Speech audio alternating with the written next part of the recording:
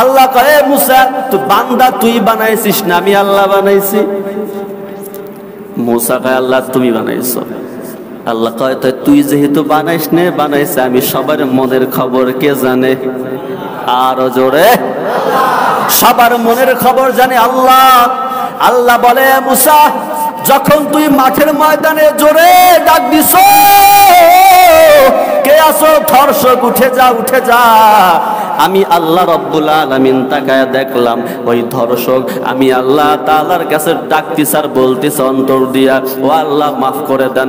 আমি বললাম মাফ করব না, আবার বলল আল্লাহ মাফ করে দেন, আমি বললাম না মাফ করব না, আবারও ডাক দিছে আল্লাহ মাফ করে দাও। যখন বারবার আমি আল্লাহকে আল্লাহ আল্লাহ বলে ডাক দিছে আমি আল্লাহ তাআলার কুদরতি অন্তরে বড় ঢেউ শুরু হয়ে গেছে, আমি আল্লাহ আর সহ্য করতে পারি নাই। ও মুসা এই বান্দাটাকে আমি আল্লাহ বড় আদর করে যত্ন করে বানাইছি, এই বান্দাটাকে বড় আমি নিজ হাত দিয়া বানাইছি, এই বান্দার জন্য আমি আল্লাহ ঘুমাই না, এই বান্দারে আমি আল্লাহ এত যত্ন করে আদর করে বানাইলাম। বল মুসা বল, এই বান্দা যদি আমি আল্লাহকে আল্লাহ আল্লাহ আল্লাহ বলে ডাক দেয় আমি আল্লাহ কেমন সহ্য করি? আমি আল্লাহ তাই আমার বান্দাকে মাফ করে ওর উসিলাই বৃষ্টি দান করে দিলাম। আল্লাহ আল্লাহ ক্যা মুবারক নাম হায়, আল্লাহ আল্লাহ আশিকু কা কাম হায়, আল্লাহ আল্লাহ তু মেরা রহমান হায়, আল্লাহ আল্লাহ তু মেরা গফফার হায়। হাসবি রব্বি জাল্লাল্লাহ মা ফি কলবি, तमाम পৃথিবীর মালিক খোদা তিনি প্রভু আল্লাহ তাআলা, লা ইলাহা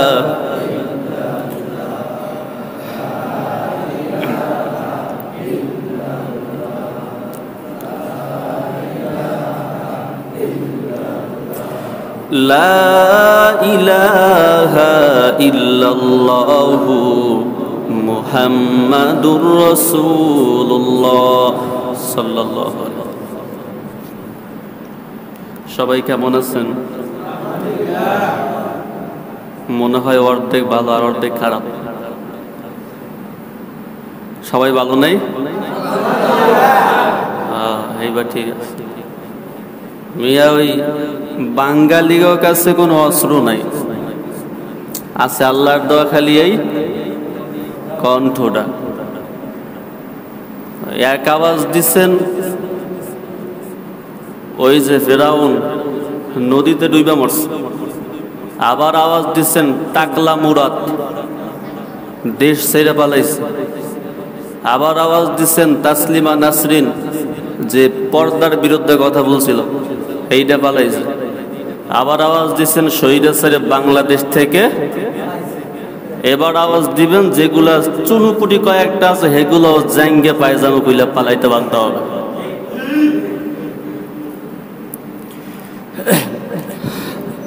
আল্লাহ তাআলা রব্বুল আলামিন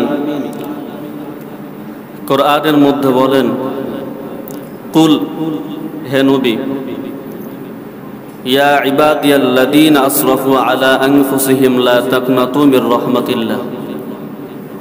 দুনিয়ার সমস্ত মানুষদের জানায় দেন কোন মানুষ যেন আমি আল্লাহ তাআলার দরবার থেকে নিরাশ না হয়। ইন্নাল্লাহা ইয়াগফিরুয যুনুবা জামিআ ইন্নাহু হুয়াল গফুরুর রহিম। তারা যদি পাহাড় সমতুল্য গুনার কাজ করে, পৃথিবী পরিমাণও যদি গুনাহের কাজ করে, আমি আল্লাহ তাআলার কাছে মাপ চাইলে আমি আল্লাহ তাআলা মাফ করে দিই। আর একটু আস্তে গান। আপনাদের দিকে খেজুর গাছ আছে? খেজুর গাছ, খেজুর গাছে শীতের দিনে রস নামায় না? ওই যে খেজুর গাছের মধ্যে যে একটা ইয়া কুঞ্চি গাঁথে, ওইটার কি বলেন আপনারা? খিল, নালি, খিল। তো ওইটার নিচেই একটা হাড়ি পাতে যেখানে রস পড়ে। এখন কেউ যদি ওই হাড়িটারে যদি ওই নালির সোজা না রেখে পাশে রাখে, তাহলে তো রস না ইতে হারিতে পড়বে না? কি কয়, পড়বে না? এক ফোঁটাও না। এক বছর পাইতে ধুই দেবো, তাও পড়বে না? হ্যাঁ, তাহলে কি করতে হবে? সোজা রাখতে হবে। এই যে আসছেন, প্রতি শুক্রবার শোনাই, খালি শুনতেই আছেন, আমিও বলতেই আছি, ভিতরে যায় না কেন? যাবে কেন? এখান থেকে আমার বের হয়, আপনারা পাইতে তুই দিচ্ছেন অন্য জায়গায়। এখান যে কথাগুলো বলি, কান লাগাইয়া মনোযোগ দিয়ে শুনেন। আর কিছু না পান, জীবনে উন্নতি করতে পারবেন। বলে ওই এক বউ জামাইরে পাঠাইছে বাজারে। বাজারে যেহেতু পাঠাইছেন, বউ কয়, জামাই বাজারে গেছো, একটা ব্যাগ নিয়ে যাও, আটা নিয়ে আসবা। এখন আবার ওই আম পাকে কি মাসে? জ্যৈষ্ঠ মাসে। তো জ্যৈষ্ঠ মাসে কিন্তু আবার হালকা হালকা বৃষ্টিও হয় মাঝে মাঝে, ঠিক না? তো জামাই কয়, না ব্যাগ ট্যাগ লাগবে না, পলিথিনে করে নিয়ে আসতে পারো। বাচ্চারা গেছে বাজারে, আটা পলিথিনে করে নিয়ে আসতেছে।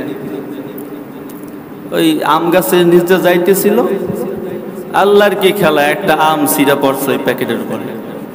হে ব্যাটার আর কোনো হুশ নাই, হ্যাঁ আটতিছে তো আটতিছে, প্যাকেট ফাইটে আটা একদিকে পড়তিছে। আবার জ্যৈষ্ঠ মাসে হালকা হালকা বাতাস আসে, তো বাতাসে ওই আটাগুলো উইডে উইডে আর নাক মুয়ে টুয়ে সব জায়গায় লেগে গেছে। ওই কিছু পোলাফান সামনে মাঠে বসে ক্রিকেট খেলে, দূর থেকে তাকায় দেখে জঙ্গলের মাছ থেকে সাদা জানে কি একটা উইটা আসতেছে। একটা আর একটারে গুতে দিয়ে কয়, ভাই কবরস্থানে কোনো মনে আছে মুর্দা উইটাইতেছে, দৌড়তে সব দৌড়। মোটামুটি হ্যাঁ ওই পলিথিন তোলই আটতেছে, এত উস নাই। হঠাৎ করে নামছে বৃষ্টি, কারণ ওই ফাটা পলিথিনের মধ্যে আটা তো নাই, কথা নেই, পানি। বউর কাছে যায়, বউ নে আটা নে। বউ তাকে কই আটা কই, সব পানি ভরা। কি আটা কই গেল? কই আসার সময় পলিথিনটা ভালো করে মজবুত করে ধইরা দেখে আনতে হয়। আটাটারে ভালো করে মজবুত একটা জিনিসটা লইতে হয়। এখানে আসছেন, ওয়াজ শুনতেছেন, কিছু শুনবেন, মনটারে যদি পলিথিন মার্কে করে রাখেন, যা কব বাহিরে যাবেন, বাস্ট হয়ে বাতাসের সাথে সব উইরে চলে যাবো, কিছু ভিতরে থাকবে না। বাড়ি যাবেন পানি লইয়ে খালি। তো আল্লাহ তাআলা কি বললেন? যত অন্যায় অপরাধ করো, আমি আল্লাহ তাআলার দরবার থেকে নিরাশ হইও না। ঠিক দেখবেন এই সমাজে কত মানুষ আছে যাদের কথা বলার সময় হাসে, চলার সময় হাসে, হাঁটার সময় হাসি দেয়, কিন্তু ভিতরে কষ্টে ভরা, জিন্দা লাশ হয়ে দুনিয়াতে ঘুরে। বলে কি কারণ? প্রেমিকের জন্য এরা কষ্ট পায় না, এরা কষ্টে থাকে এই জন্য, আমার পরিবারটারে কেমনে দুই মুঠো ভাত তুলে খাওয়ান যায়, আমার মাকে সুন্দর একটা শাড়ি কেমনে তুলে দেওয়া যায়, আমার স্ত্রীকে সুন্দর একটা কাপড় কেমনে পরানো যায়। পুরুষরা সেই চিন্তা নিয়ে চলে। আর আমগো দেশের কিছু সম্মানিত মহিলারা টিভির মধ্যে টকশো কইরা কয়, হুজুর গো কারণে আমাদের শান্তি শেষ। কে শান্তি গেছে কই? হুজুররা খালি আমগো বিরুদ্ধে কথা কয়। কে তোমাকে বিরুদ্ধে কেন কথা কয়? বেপর্দাহীন হয়ে রাস্তার মধ্যে বেহার মতো চলে, যুবক ছেলেরা দেখে শীষ বাজাইলে সেই ছেলেদের দোষ। এখানে যত যুবকরা আছো, আচ্ছা বলো তো, একটা বোরখা পরা মেয়ে দেখলে কখনো তোমরা তার দিকে খারাপ নজরে তাকাইছো? বরং তারা দেখলে সম্মান বাড়ে। আর এই বেহা গুলাকে দেখলে মনে হয় জুতা খুলে পিঠে। এই কথাগুলো বলতেছি কেন জানেন? এটা আসলে আমার টপিক না। এই কয়েকদিন আগে তো দিয়ে গেছিলাম, যা দেখছি আমি আর বেরই হই না, একদম সন্ধ্যার পরে বেরোই, তাও শান্তি নাই। সন্ধ্যার পরে বেরোবো তাও দেখি হেরা। এই কবরে গেল মনে হয় তারা আছে।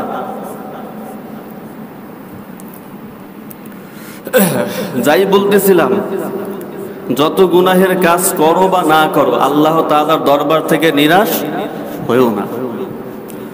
قل يا عبادي الذين أسرفوا على أنفسهم لا تقنطوا من رحمة الله إن الله يغفر الذنوب جميعا إنه هو الغفور الرحيم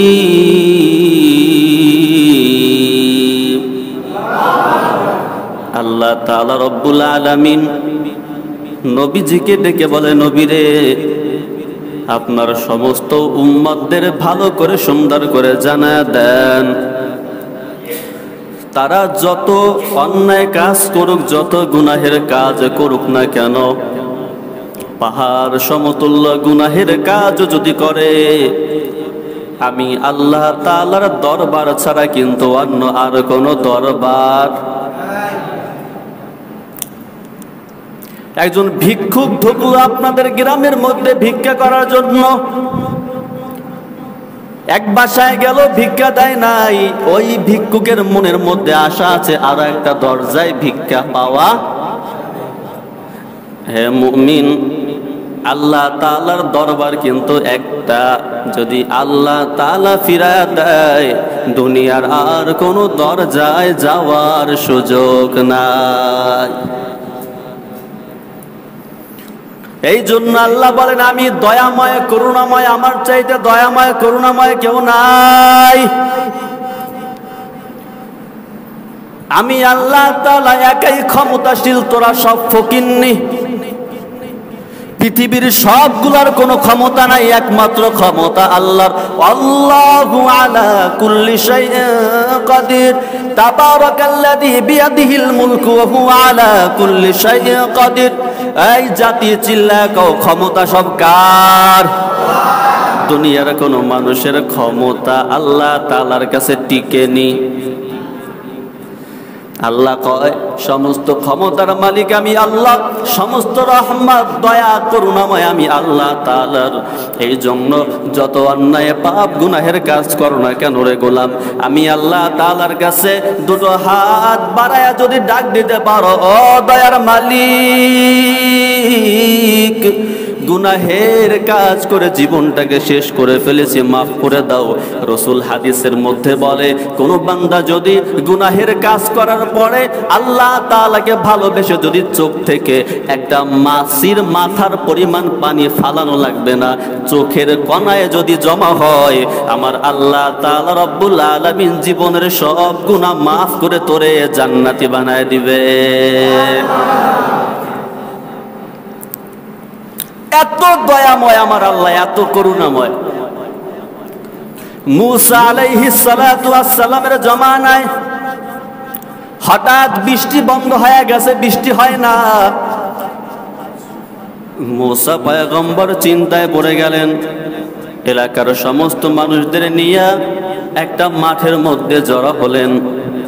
সমস্ত মানুষদেরকে ডেকে বলে, এই মানুষরা, যে আল্লাহ তাআলা রব্বুল আলামিন বৃষ্টি বন্ধ করেছেন তার কাছেই বৃষ্টি চাইতে হবে।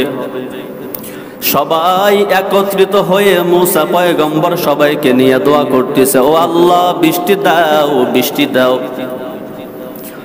অনেকক্ষণ ধরে দোয়া করতেছে, কিন্তু কোনো কাজ হয় না, কিতাবের মধ্যে পাওয়া যায়। হঠাৎ করে আল্লাহ রব্বুল আলামিন মূসা আলাইহিস সালাতু ওয়াস সালামকে ডেকে বলে, এ মূসা, আমি আল্লাহ তোমাকে বৃষ্টি দিতে পারবো না। মূসা উত্তরে বললেন, প্রশ্ন করে বললেন, আল্লাহ কেন বৃষ্টি দিবেন না? এবার আল্লাহ বলে, এ মূসা, তুমি যাদেরকে নিয়ে হাত উঠাইছো এদের মধ্যে এমন এক ব্যক্তি আছে, যেই ব্যক্তি অন্যায়কারী, যেই ব্যক্তি ধর্ষণকারী, ধর্ষক, এই ব্যক্তিকে মাঠ থেকে উঠায়া দাও, তাহলে আমি আল্লাহ দোয়া কবুল করব।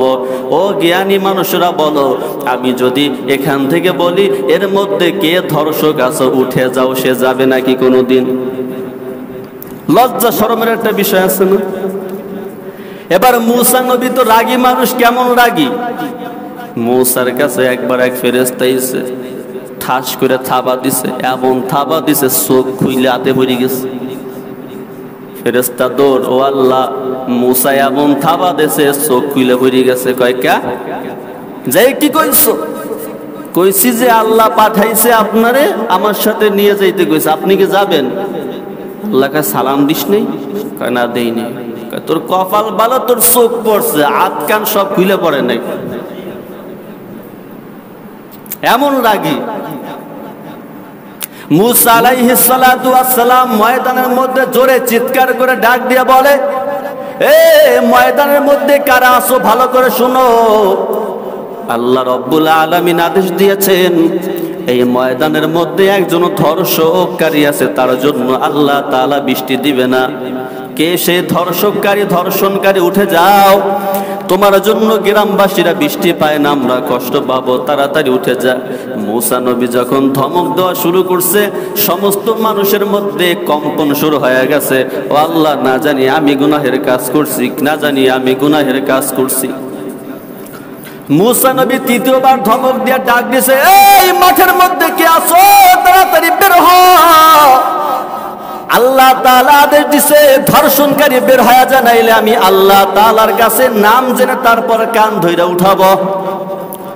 এবারে যে ধর্ষণ করছে তার মনের মধ্যে ভয়। ধর্ষণকারী মাথাটারে নত করে চিল্লায়ও কান্তি পারতেছে না, চোখের পানি ফেলায় কান্তি পারতেছে না, মানুষ বুঝে ফেলবে, সন্দেহ করবে। মাথাটারে নত করে আল্লাহ রব্বুল আলামিনের দিকে মনটাকে ঘুরাইয়া আল্লাহ তাআলাকে ডেকে বলতেছে, ও দয়ার মালিক, দুনিয়ার শ্রেষ্ঠ জীব হিসাবে আমাকে বানাইলা। ও আল্লাহ, আমি দুনিয়ার ধোকায় পড়ে, শয়তানের ধোকায় পড়ে গুনাহের কাজ করে ফেলেছি। ও আল্লাহ, আজকে যদি এত মানুষের সামনে দিয়ে আমি উঠে যাই, তাহলে মানুষ আমাকে নিন্দা করবে, মানুষ আমার নামে খারাপ কথা বলবে। ও দয়ার মালিক, আপনি কি চান আমার এই বান্দা, আপনার এই বান্দা এই মানুষের মধ্যে অপমানিত হোক? আল্লাহ মেহেরবানি করে আমাকে মাফ করে দেন। এই কথা বলে যখন আল্লাহ তাআলার কাছে বান্দা আল্লাহ তাআলাকে ডাকতেছে, হঠাৎ করে মুসা নবী তাকায় দেখে আকাশে মেঘ ভরপুর হয়ে গেছে, সাথে সাথে বৃষ্টি পড়া শুরু হয়ে গেছে। মুসা নবীর মাথা হেট, কি রে ও আল্লাহ, তুমি তো বললা এর মধ্যে ধর্ষক আছে, না উঠলে বৃষ্টি দিবা না, উঠে নাই বৃষ্টি দিলা কেন? এখন মানুষ তো আমারে বলতেছে আমি ধোঁকাবাজ। আল্লাহ কয়, মুসা তুই বান্দা তুই বানাইছিস না, আমি আল্লাহ বানাইছি। মুসা কয়, আল্লাহ তুমি বানাইছো। আল্লাহ কয়, তুই যেহেতু বানাইস নে, বানাইছে আমি, সবার মনের খবর কে জানে? আরো জোরে, সবার মনের খবর জানে আল্লাহ। আল্লাহ বলে, মুসা যখন তুই মাঠের ময়দানে জোরে ডাক দিছ, কে আছো ধর্ষক, উঠে যা, উঠে যা। আমি আল্লাহ রব্বুল আলামিন তাকায়া দেখলাম ওই ধর্ষক আমি আল্লাহ তাআলার কাছে ডাকতেছি আর বলতেছি অন্তর দিয়া, ও আল্লাহ মাফ করে দেন। আমি বললাম মাফ করব না, আবার বলল আল্লাহ মাফ করে দেন। আমি বললাম না মাফ করব না, আবারও ডাক দিছি আল্লাহ মাফ করে দাও। যখন বারবার আমি আল্লাহকে আল্লাহ আল্লাহ বলে ডাক দিছে, আমি আল্লাহ তাআলার কুদরতি অন্তরে বড় ঢেউ শুরু হয়ে গেছে। আমি আল্লাহ আর সহ্য করতে পারি নাই। ও মুসা, এই বান্দাটাকে আমি আল্লাহ বড় আদর করে যত্ন করে বানাইছি। এই বান্দাটাকে বড় আমি নিজ হাত দিয়া বানাইছি। এই বান্দার জন্য আমি আল্লাহ ঘুমাই না। এই বান্দারে আমি আল্লাহ এত যত্ন করে আদর করে বানাইলাম। বল মুসা বল, এই বান্দা যদি আমি আল্লাহকে আল্লাহ আল্লাহ আল্লাহ বলে ডাক দেয়, আমি আল্লাহ কেমন সহ্য করি? আমি আল্লাহ তাই আমার বান্দাকে মাফ করে ওর উসিলাই বৃষ্টি দান করে দিলাম। আল্লাহ আল্লাহ কে মুবারক নাম হায়, আল্লাহ আল্লাহ আশিকু কা কাম হায়। আল্লাহ আল্লাহ তু মেরা রহমান হায়, আল্লাহ আল্লাহ তু মেরা গফফার হায়। এই হলো সেই আল্লাহ। ওই ব্যক্তিরে যদি মাফ করতে পারে, আপনাকে আমাকে মাফ করবে না? হ্যাঁ, সবার মতো তো চাইতেই পারি না, মাফ করবে কি কসু? হাত একখান এরকম তুইলে চাই দেখে আসমানের দিকে, তারা কয়টা উঠছে এই গুণে? এই পর্যন্ত যত জায়গায় বয়ারে গেছি, প্রথমে হাসাইয়ে মানুষ শুয়ে দেয়, পরে কান্দাইতে কান্দাইতে মানুষ শুয়ে পড়ে। কিন্তু আমার এত কপাল খারাপ, আপনাদের জীবনে কান্দাতেই পারলাম না। এত জাহান্নামের ওয়াজ করে মোটে কান্দেই না, চোখে পানি নেই। হ্যাঁ, জাহান্নামের ডর ভয় নাই অন্তরে, শরীরে। এক আল্লাহর ওলি রাস্তা দিয়ে হেঁটে যাইতেছিলেন, হঠাৎ করে তাকায় দেখে একটা পিঁপড়া যায় হেঁটে হেঁটে। আল্লাহর ওলি, তারা তো ওলি, তাদের মন ভাবনা চিন্তা আলাদা। আল্লাহর ওলি চিন্তা করে পিঁপড়াটা হেঁটে হেঁটে যায় কই দেখি। সুবহানাল্লাহ। পিঁপড়াটা আস্তে আস্তে হেঁটে হেঁটে নদীর পাশে গেল। আল্লাহর ওলি কয় কি রে, এইটা আবার নদীর পাশে এসে কি করে? আল্লাহর ওলি পাশ থেকে তাকায় দেখে একটা কচ্ছপ এসে নদীর পাশে দাঁড়াইছে। পিঁপড়াটা কচ্ছপের পিঠের উপর উঠছে। আল্লাহর ওলি কয় কি রে, আমরা চলাচল করে নৌকা দিয়ে, ও চলাচল করবে কচ্ছপ দিয়ে। কচ্ছপটা যখন পাশে আসছে, পিঁপড়াটা কচ্ছপের পিঠের উপর উঠে বসছে। এবার কচ্ছপটা আস্তে আস্তে নদীর এপার থেকে ওপার নিয়ে যাইতেছে। আল্লাহর ওলি চিন্তা করে আমি দেখবো এই পিঁপড়াটা কোথায় যায়, কি ব্যাপার। আল্লাহর ওলি একটা নৌকা নিলেন, নৌকায় করে ওই কচ্ছপটার পিছু করতেছিলেন। হঠাৎ করে তাকায় দেখে নদীর ওই পাশে কচ্ছপটা ল্যান্ড করছে, থামছে। পিঁপড়াটা কচ্ছপের পিছ থেকে নেমে আবার হাঁটা শুরু করছে। আল্লাহর ওলি পিঁপড়াটার পিছনে হাঁটতেছে। হঠাৎ করে তাকায় দেখে বড় এক জঙ্গলের মধ্যে পিঁপড়াটা ঢুকছে। জঙ্গলের মধ্যে যাইতে যাইতে আল্লাহর ওলি তাকায় দেখে দূরে এক কোনায় একটা মানুষ বসে আছে। এক কৃষক হয়তো কাজ করতে করতে শরীর ক্লান্ত, গাছের নিচে একটু বিশ্রাম নিতেছে। আল্লাহর ওলি তাকায় দেখে ওই কৃষক যখন ঘুমায়, ওই কৃষকের মাথার উপরে গাছের একটা ডাল, ওই ডালের সাথে একটা সাপ পেঁচায় রয়েছে। আল্লাহর ওলি চিন্তা করে আল্লাহ, ওই সাপটা যদি পড়ে যায় তাহলে তো কৃষককে সবল দেবে, কৃষকটা মারা যাবে। এবার আল্লাহর ওলি পিঁপড়ার দিকে তাকায় দেখে পিঁপড়াটা আস্তে আস্তে হেঁটে হেঁটে গাছের উপরে উঠছে। গাছের উপর উঠে আবার ব্যাকের নিচে নাইমা ওই কৃষকের গায়ের মধ্যে একটা কামড় দিছে। কৃষকটা লাফ দিয়ে উঠছে। ওইটা তাকায় দেখে সাপ। কৃষকটা আস্ত কান থেকে সরে গেল।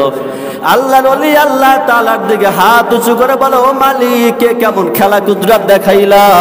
একজন কৃষককে একটা সাপের ধারা, একটা সামান্য পিঁপড়া দিয়ে যে আল্লাহ বাঁচাইতে পারে, এক জ্ঞানী মানুষেরা জবাব দাও, ওই আল্লাহ তোমাকে আমাকে সকল গুনাহ থেকে বাঁচাইয়া মাফ করতে পারে কি পারে না?